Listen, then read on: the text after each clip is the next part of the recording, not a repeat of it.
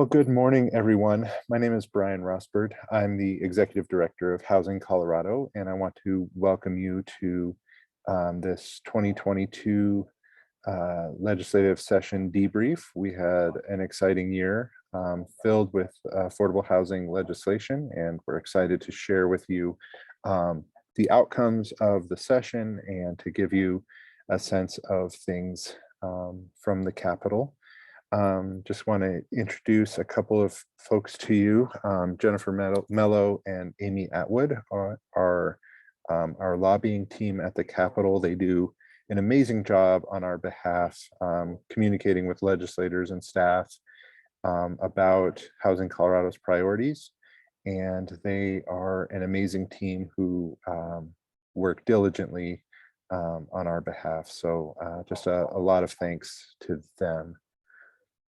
Before we get going, I just want to share with you a little bit of an agenda for the day. We're going to talk first about the session as a whole, some of the big themes that emerged out of this year's session and some of the big legislative items that the General Assembly tackled this year. There were some big ones, and not just affordable housing, but some other big themes from the session.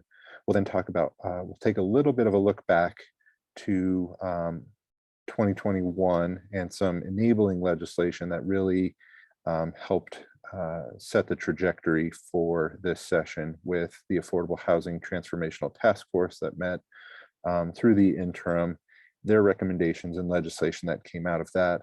And then we'll talk about some other legislation and ways to get involved in the work as we move forward.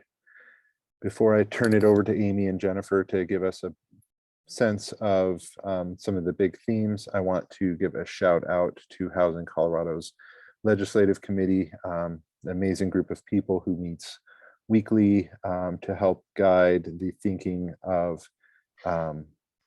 our work together, guide the thinking of recommendations that are made to our board on legislation. So a big thank you to this group of people and many others who contribute to our ability to make decisions, to tactically maneuver throughout the session. So if you see any of these folks out in the world, please give them a big thanks on our behalf. I'm going to turn it over to Amy and Jennifer for a couple of minutes, just to give us sort of a big picture of what was happening at the legislature this year, the context in which we are operating in, and any of kind of the big issues that were tackled by the General Assembly. So Jennifer and Amy, take it away. Sure. Thank you, Brian. And first, we want to say it is an absolute pleasure representing Housing Colorado at the legislature. Housing Colorado is a leader among housing stakeholders, and the legislative team works so well together, but the members are always there as well when we need them for testimony, for help with drafting. We worked very closely with members and the legislative committee this year, and we couldn't do the work that we do without Brian and the entire team. So we really want you to hear thank you so much.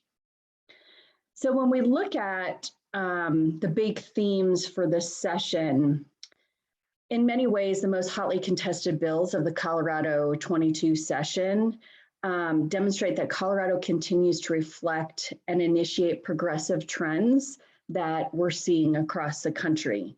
So as we're looking at other bills that impacted Colorado outside of housing, we had reproductive health equity, fentanyl, which you might have read a lot about. Environmental was still a big topic with air toxins. A new Department of Early Childhood and Universal Preschool was created this year. Recycling, collective bargaining for counties, and property taxes. We also saw transportation and schools and education are always a top priority. But you can see that it was quite a contentious session towards the end. And which honestly it usually is, but things really went down to the wire this year, including some housing policies as well. The federal ARPA money really set the tone for the session. The legislature received $2.6 billion in federal pandemic relief funds. Close to $1 billion of that went to the Revenue Loss and Restoration Fund. The remaining $1.6 billion was spent on behavioral health, housing, as we saw, economic recovery, and workforce projects. The budget, if you look at how the budget is the pie of the budget, healthcare and policy, they are the biggest chunk within the budget. Then you go to education, higher education, human services, transportation, and corrections. So if you were to put that into a pie chart, that's what it would look like. Let's see. The entire budget had $13.72 billion in proposed general fund spending. It was more than that, actually, increasing $1.48 billion from last year. So we had a very big budget, and we had $1.4 billion in one-time spending. That housing saw a really good chunk of that. Jennifer, do you want to go into what we foresee coming? Sure. It's an election year, so there'll be elections. That's, sorry, kind of a, I could have found a more artful way to say that. We've got several primaries that I think are going to be important. The primary date in Colorado is June 28th. I think what you're seeing on the Democratic side in terms of primaries is in safe seats where it's going to be a Democrat no matter what.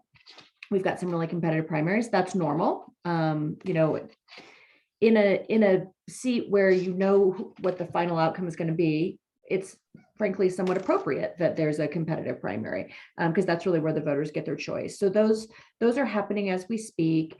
Lots of campaigning on those. The general election, you know, what we're all going to be watching for is the state Senate and whether or not Republicans are able to take the state Senate, take it over, take it back. I guess it depends on who you're talking to. The House is likely to stay in Democratic hands. The margin of control for the Democrats in the House may be smaller, maybe not. I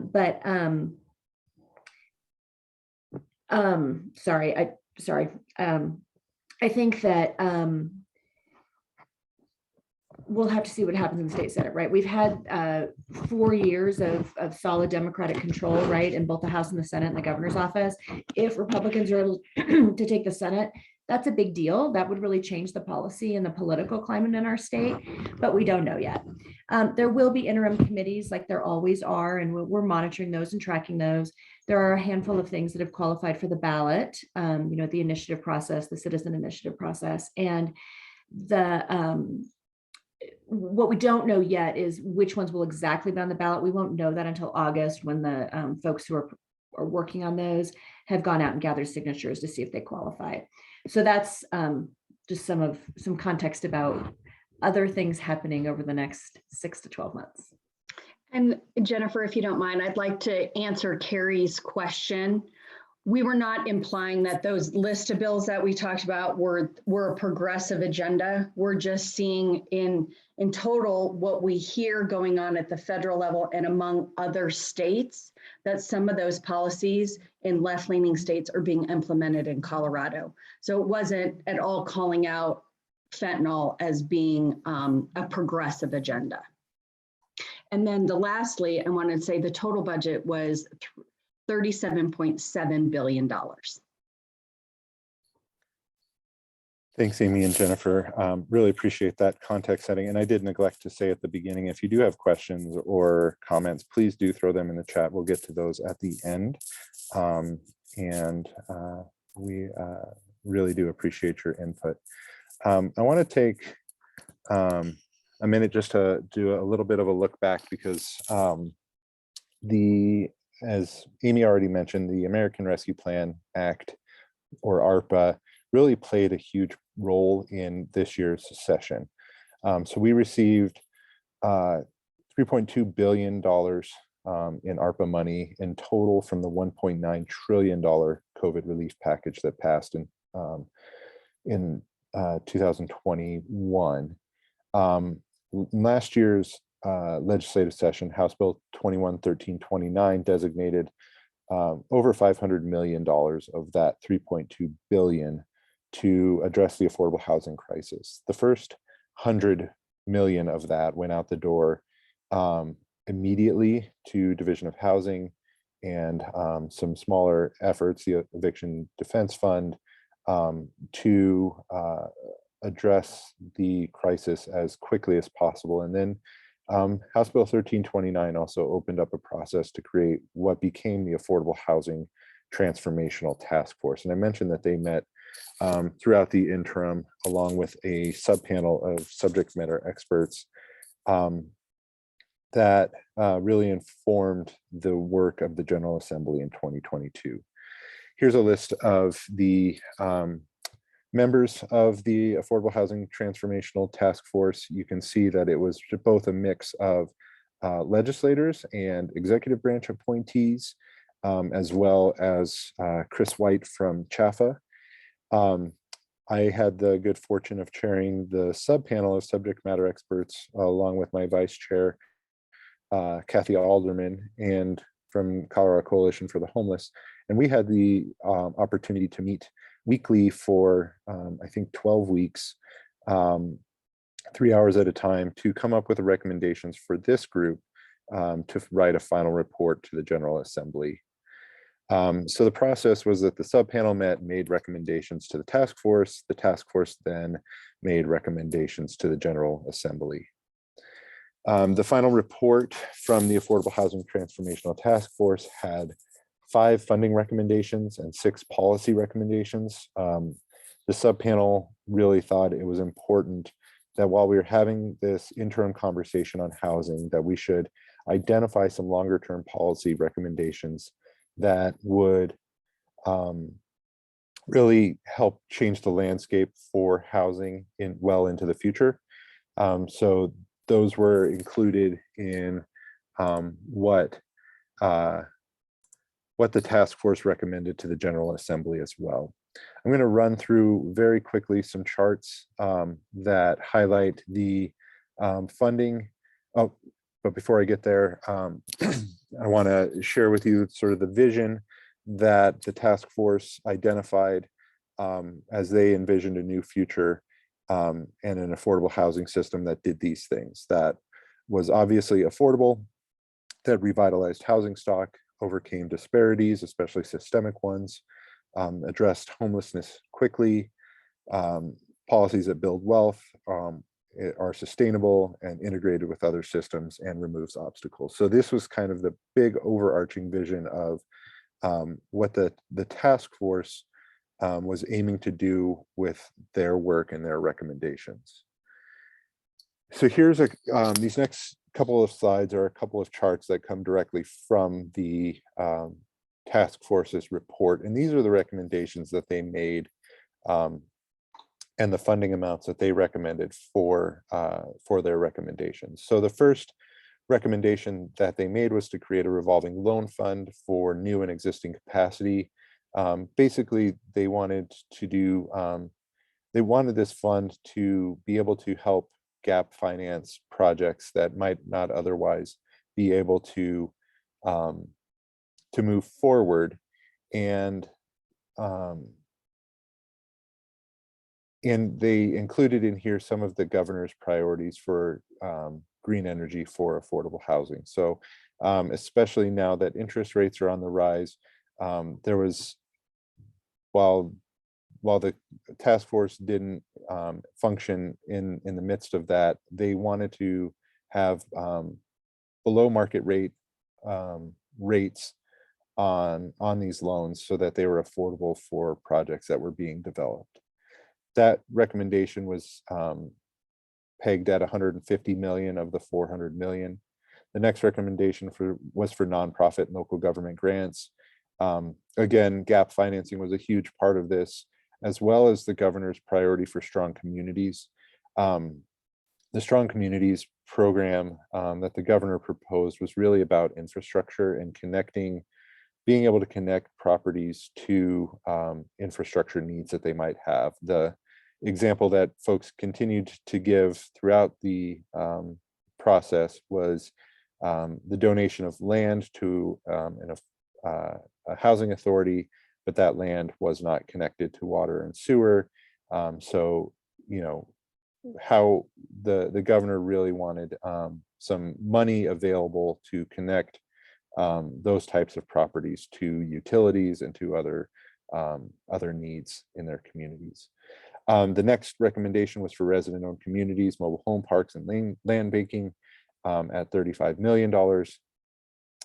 Really an opportunity for residents and of affordable housing communities to purchase their community as it came available and perhaps was going to transfer over to market rate, having a fund available for them as well as for residents of mobile home parks to purchase their parks so that those units remained affordable. The next two recommendations didn't come with a funding recommendation per se from the Affordable Housing Transformational Task Force, but there was money identified in other ARPA groups that were meeting, other task forces that were meeting to do property conversion for transitional or long-term housing, as well as a permanent supportive housing and supportive services fund. Both of those were recommendations that didn't, like I said, didn't come with a funding amount, but had some monies identified through both the behavioral health transformational task force and the task force on economic recovery. Relief cash fund, what a mouthful, but legislators had worked kind of behind the scenes to identify some money for those important priorities, but wanted them to remain in the recommendations as an eligible use of funding.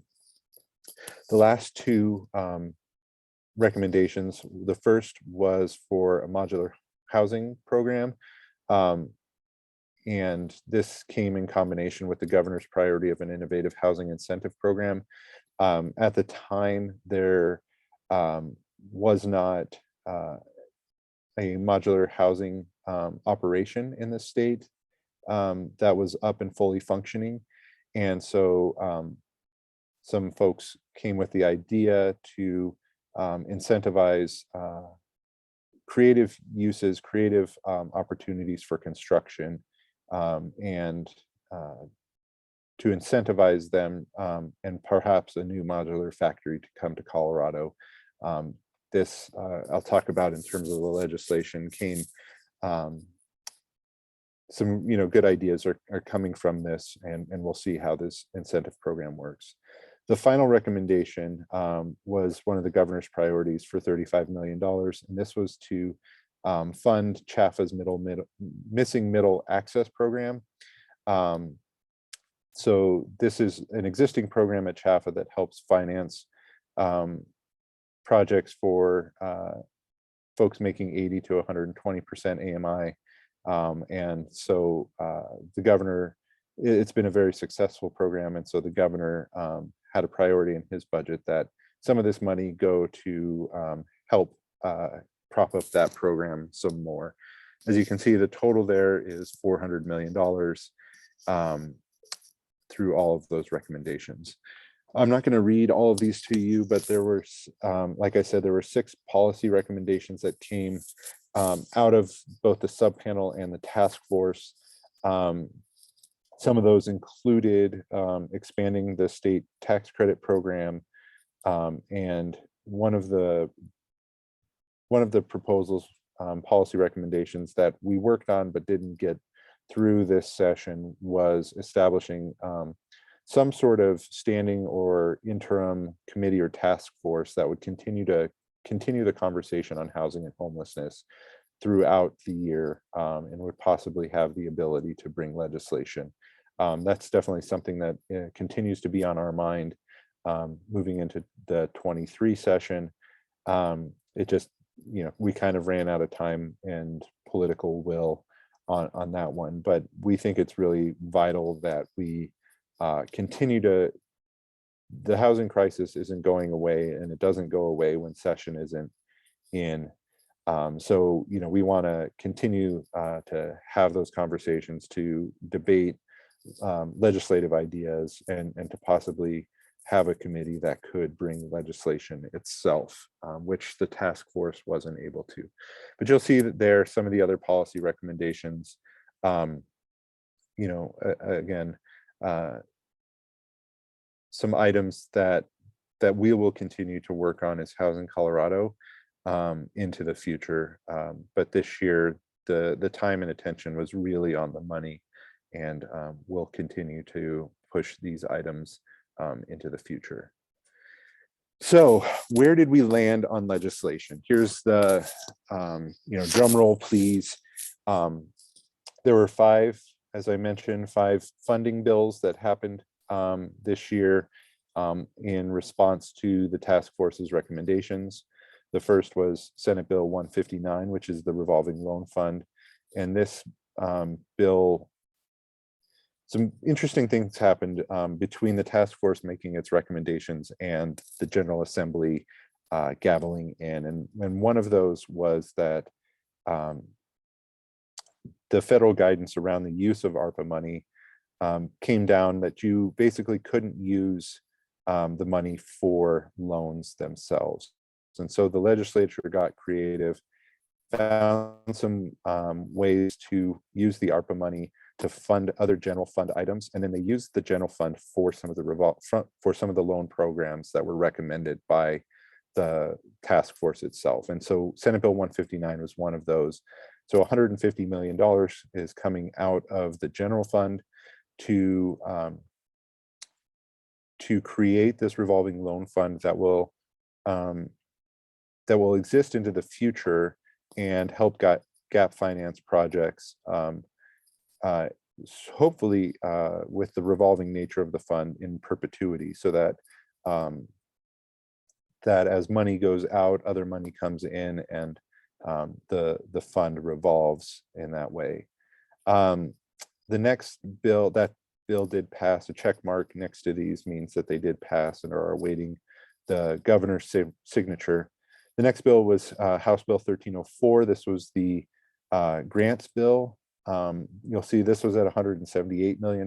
They found some extra money to fund both the grants program and the Strong Communities program in here. So 138 million is going to grants, and 40 million is going to the Strong Communities program, again, that infrastructure program. Senate Bill 160 was the loan program for resident-owned communities, and that came in at $35 million. House Bill 1282, the Innovative Housing Incentive Program, came in at $40 million.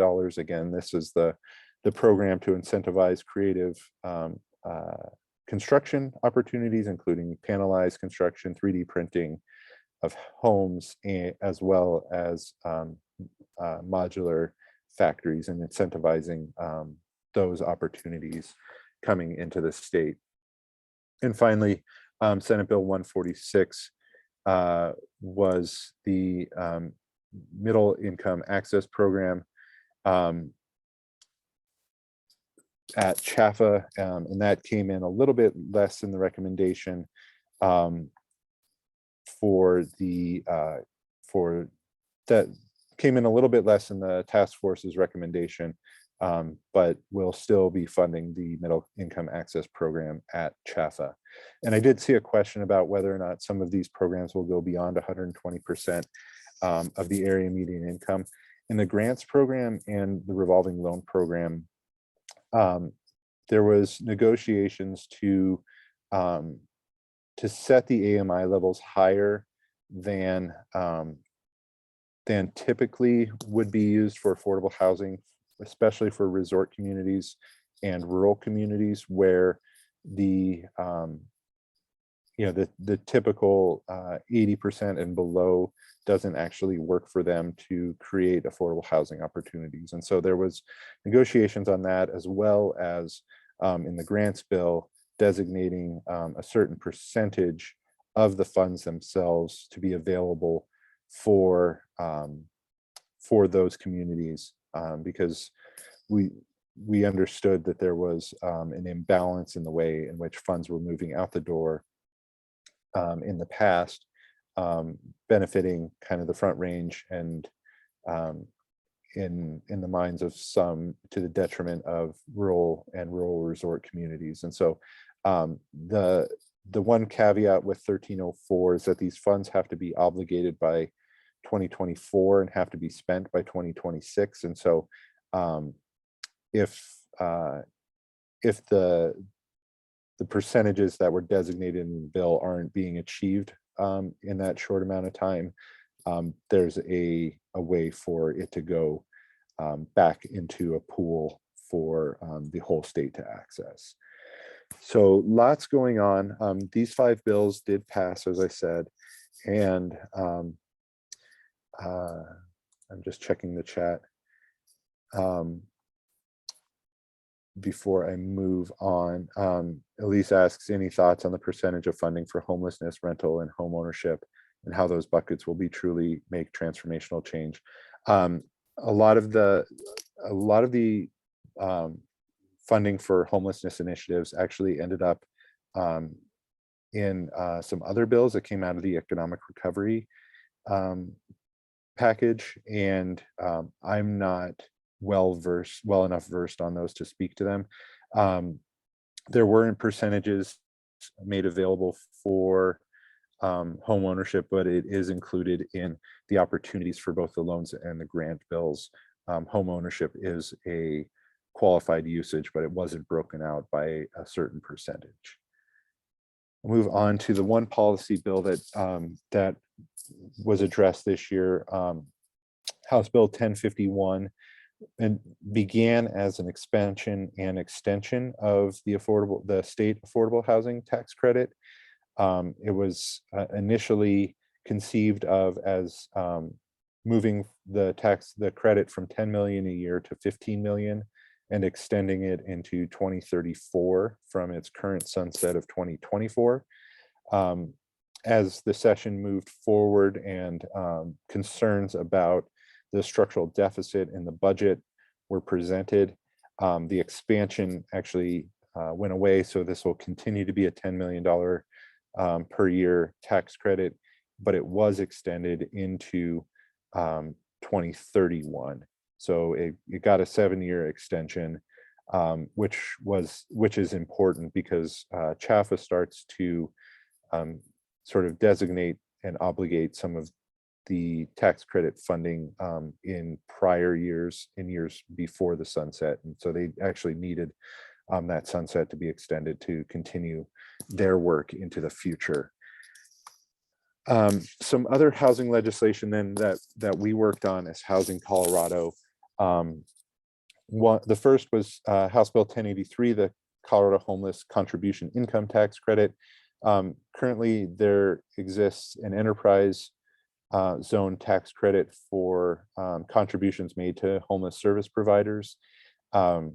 This bill actually does away with the enterprise zone and makes it part of that. It doesn't get rid of enterprise zones. I apologize for that misstatement. It gets rid of this tax credit being a part of enterprise zones and makes it a statewide credit with a bonus for contributions made to rural service providers. The tax credit program also moves from the Office of Economic Development and International Trade to the Division of Housing for Administration. This has been a really successful program in the enterprise zones, and the coalition, Colorado Coalition for the Homeless, has been working really hard over the past few years to get this bill to come to fruition. So we're really happy to see that move forward. House Bill 1102 was a created or designated veterans and military status as protected classes within fair housing laws in Colorado. This has been signed by the governor. House Bill 1117 was the use of local lodging tax revenue to be used for affordable housing, as it had been in the past. Local lodging tax revenue could only be used by special districts and local communities to market themselves. And with the loss of a lot of housing for the workforce, and those being converted to short-term rentals, there was a thought that that tax revenue could be used for constructing affordable housing in those local communities. So now a portion of the local lodging tax revenue can be used for those purposes. That bill was also signed by the governor. And finally, the last bill that we worked on came about in the last few weeks of session, and this is Senate Bill 232.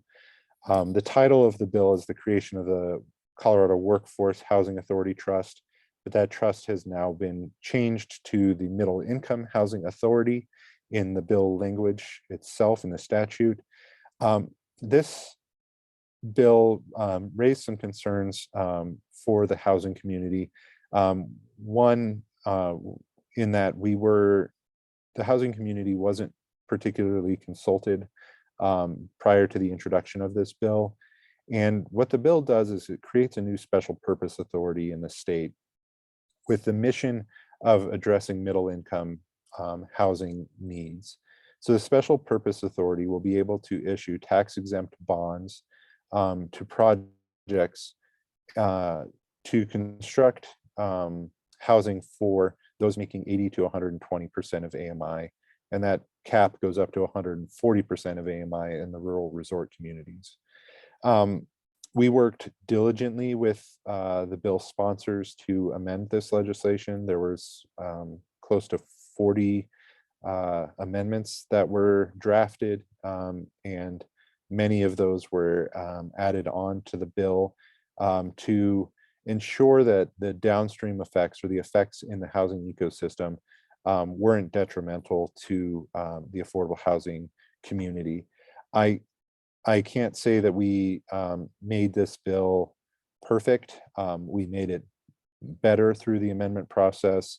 And the bill, I think one of the most important amendments that we were able to win was to actually make this legislation and this authority be a 2-year pilot program rather than something that goes into perpetuity.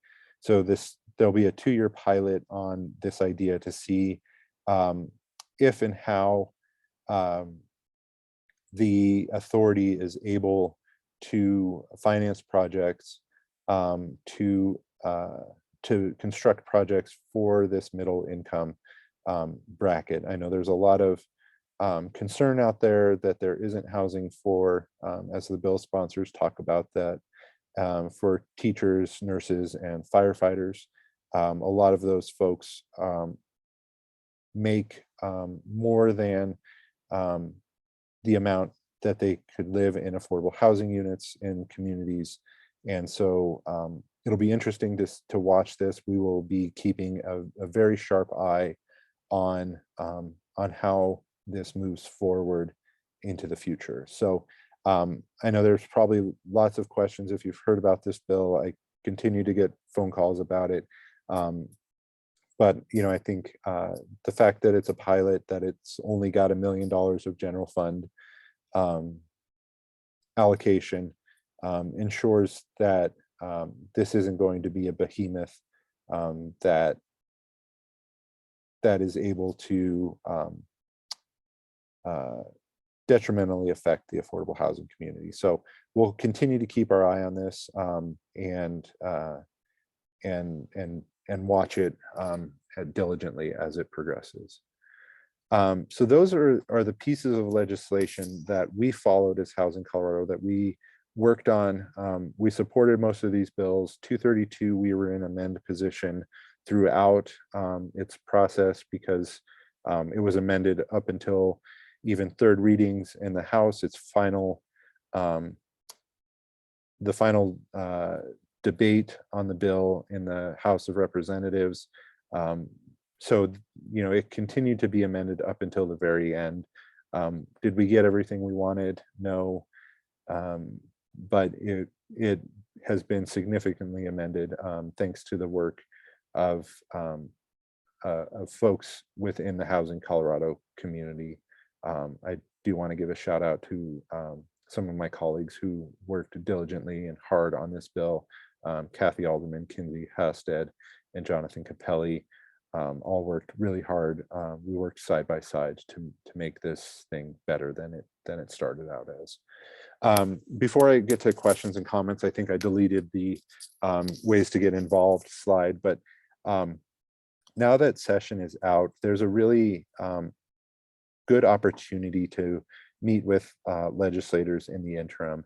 A lot of them hold town halls throughout the interim parts of the year.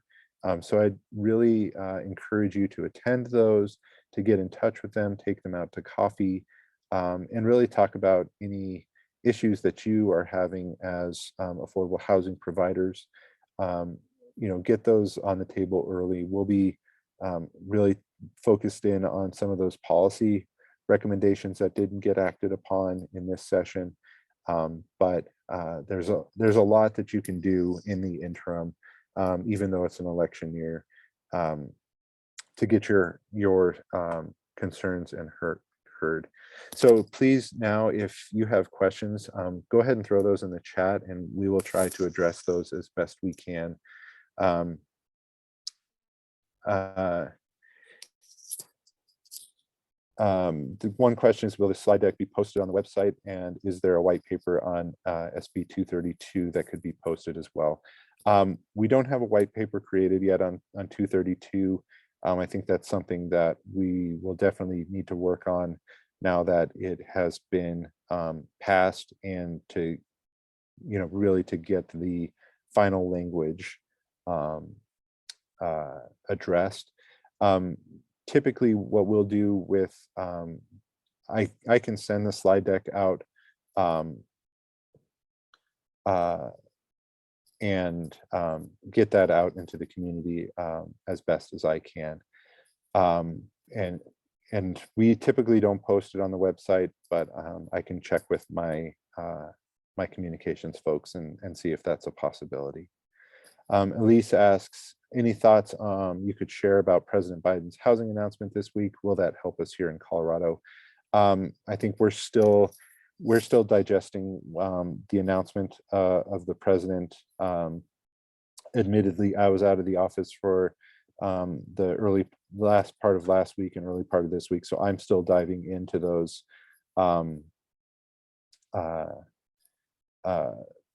that announcement and those proposals to see how they will affect us here in Colorado. But my suspicion is good things are continuing to come from the federal government down.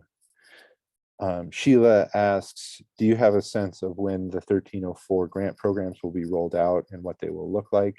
I know the Division of Housing will be working on policies and procedures really quickly on these bills, given the time limited nature of them.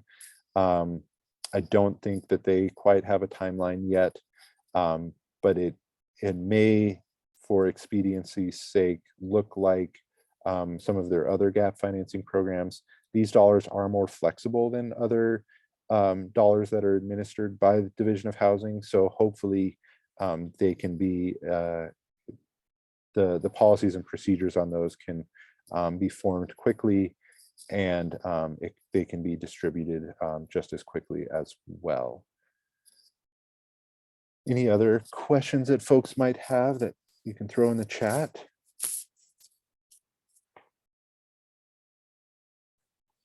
Give you a minute to type. If you do have other questions, my email is there on the screen. Please feel free to use it liberally. My cell phone number is also on our website, and I'm always happy to take calls as well.